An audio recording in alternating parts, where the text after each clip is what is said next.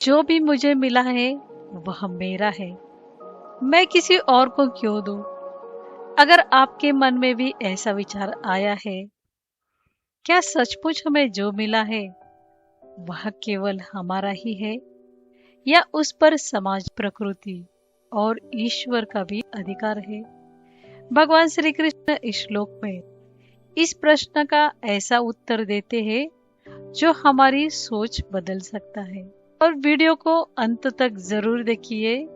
इसमें आज मैं भागवत पुराण की राजा पृथु और माता पृथ्वी की एक ऐसी कहानी सुनाऊंगी जो इस श्लोक का गूढ़ार्थ बहुत सरलता से समझा देगी।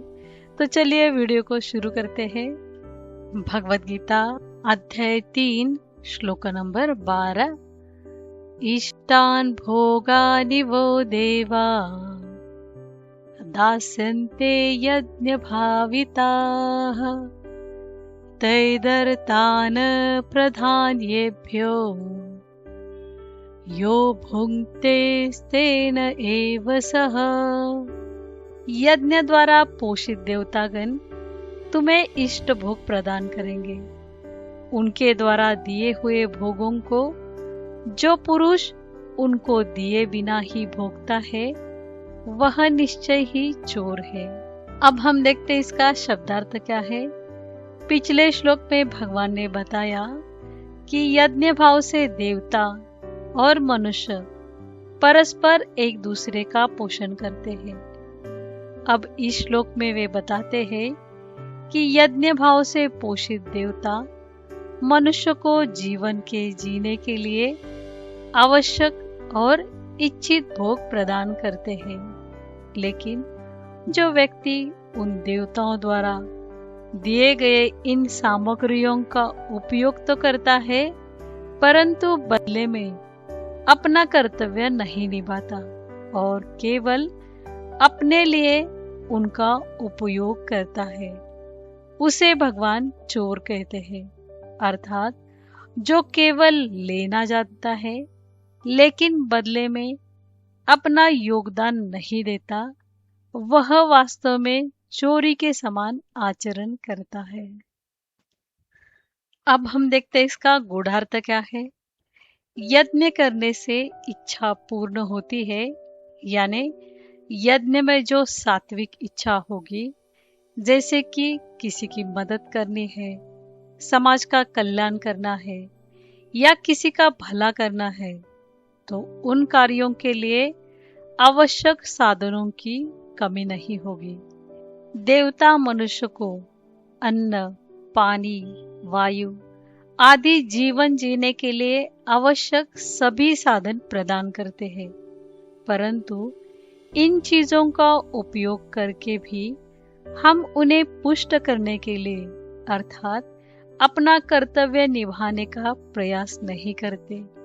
इसी को भगवान चोरी कहते हैं। यहाँ चोरी का अर्थ केवल किसी की वस्तु चुराना नहीं है। यदि हम ईश्वर, प्रकृति और समाज से केवल लेते रहे लेकिन बदले में उनके लिए कुछ न करे, तो यह भी एक प्रकार की चोरी है। वास्तव में हमारे जीवन की हर उपलब्धि में केवल हमारा ही प्रयास नहीं, बल्कि सूर्य, जल, वायु, पृथ्वी, समाज और अगणित लोगों का भी योगदान होता है। इसलिए उनके प्रति जो हमारा कर्तव्य बनता है उसे अवश्य निभाना चाहिए। यही यज्ञ भाव है। अब हम देखते हैं इसका संबंध क्या है। इस श्लोक का संबंध पिछले श्लोक से है, जहाँ भगवान श्री कृष्ण ने बताया कि यज्ञ भाव से मनुष्य और देवताओं के बीच परस्पर सहयोग बना रहता है। अब हम देखते हैं इसका निष्कर्ष क्या है। निष्कर्ष में हम देखते हैं इस श्लोक को कैसे हम अपने जीवन में उतार सकते हैं। भगवान ने हमें प्रकृति से जल, वायु, भूमि, अन्न और अनेक संसाधन दिए हैं। हमें अपनी आवश्यकता के अनुसार उनका उपयोग करना चाहिए। लेकिन जो आवश्यकता से अधिक है उसे समाज, प्रकृति और आने वाली पीढ़ी के हित में वापस देना चाहिए। यदि हम केवल लेते रहे और कभी लौटाए नहीं, न सेवा करे, न दान करे, न प्रकृति की देखभाल करे, तो यह भी एक प्रकार की चोरी है। जैसे हम पेड़ से फल लेते हैं तो हमें नए पेड़ भी लगाने चाहिए। धरती से अन्न लेते हैं तो उसकी उपजाऊ शक्ति बनाए रखने का प्रयास करना चाहिए। समाज से शिक्षा, सुरक्षा और सुविधाएं मिलती है जो हमें भी अपने कर्म और सेवा से समाज को लौटाना चाहिए। धन कमाए तो उसका एक भाग जरूरतमंदों के लिए रखे, और यदि ज्ञान प्राप्त करे तो उसे दूसरों तक भी पहुंचाए। यही यज्ञ भाव है। जो हमें मिला है उसे केवल अपने लिए न रखकर उसका उचित भाग दूसरों के कल्याण के लिए समर्पित करना। ऐसा जीवन जीने वाला व्यक्ति धर्म पूर्वक जीवन जीता है, जबकि केवल अपने लिए संग्रह करने वाला व्यक्ति अनजाने में चोरी के मार्ग पर चल पड़ता है। तो हम कथा शुरू करते हैं। राजा पृथु और पृथ्वी माता। बहुत समय पहले की बात है। एक ऐसा समय आया जब पूरे राज्य में भयंकर अकाल पड़ गया। खेत सूख चुके थे, नदियों का जल कम हो गया था, पेड़ों पर फल नहीं लगते थे और लोगों के घर में अन्न का एक दाना भी नहीं बचा था। बच्चे भूख से रो रहे थे और किसान आकाश की ओर देखकर वर्षा की प्रार्थना कर रहे थे। राजा पृथु अपनी प्रजा का यह हाल देखकर अत्यंत व्याकुल हो उठे। उन्हें समझ में नहीं आ रहा था कि प्रकृति जो सदियों से सबका पालन करती आई है, अचानक इतनी कठोर क्यों हो गई। उन्होंने अपने मंत्रियों और ऋषियों से पूछा, जब धरती माता सबकी जननी है तो फिर उन्होंने अपनी गोद क्यों खाली कर दी। ऋषियों ने कहा, राजन, इसका उत्तर केवल पृथ्वी माता ही दे सकती है। राजा पृथु ने संकल्प किया कि वे इसका कारण जानकर रहेंगे। कहा जाता है कि पृथ्वी माता गाय का रूप धारण करके उनसे दूर भागने लगी। राजा पृथु उनके पीछे पीछे चले। अंततः उन्होंने माता पृथ्वी को रोक लिया। राजा ने विनम्रता से कहा, हे माता, आपकी गोद में अन्न है, औषधियां हैं, जीवन देने वाली संपदा है, फिर मेरी प्रजा भूखी क्यों है? आपने सब कुछ अपने भीतर क्यों छिपा लिया? पृथ्वी माता ने शांत स्वर में कहा, राजन, मैं किसी से द्वेष नहीं करती।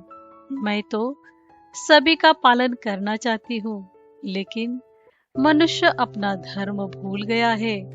वह मुझसे अन्न लेता है, जल लेता है, वनों का उपयोग करता है, पशुओं से लाभ लेता है, लेकिन बदले में मेरी रक्षा नहीं करता। उनसे यज्ञ भाव छूट गया है। वह केवल उपभोग करना चाहता है, योगदान नहीं देना चाहता।